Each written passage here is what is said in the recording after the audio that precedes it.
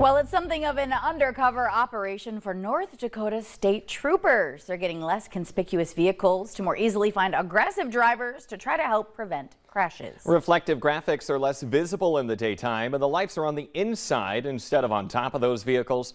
Now the vehicles will be used in parts of the state where there has been an increase in distracted driving behaviors, and that will start in Fargo.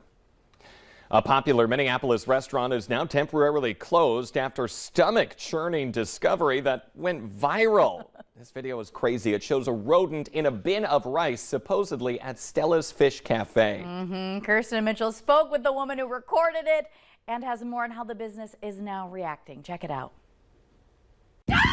It's the last thing you want to see inside a restaurant. Oh my God! It was a huge rat. It was a really thick, huge rat. Like the rat was thicker than me. Like it was big.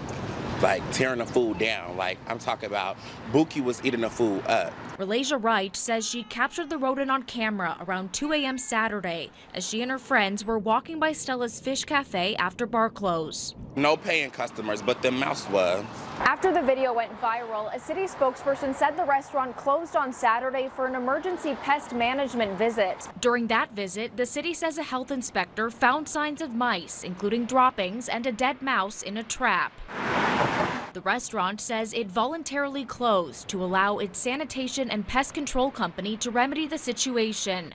They asked for an additional health inspection, which was completed Sunday morning. My initial response was disgust. Disappointing. Glad they're controlling it. Gloria and Bill were hoping to grab lunch, only to see Stella's was still closed. I've been to places where I've said, you have lots of flies, and it's brushed over. So it's good to see that they take health very seriously.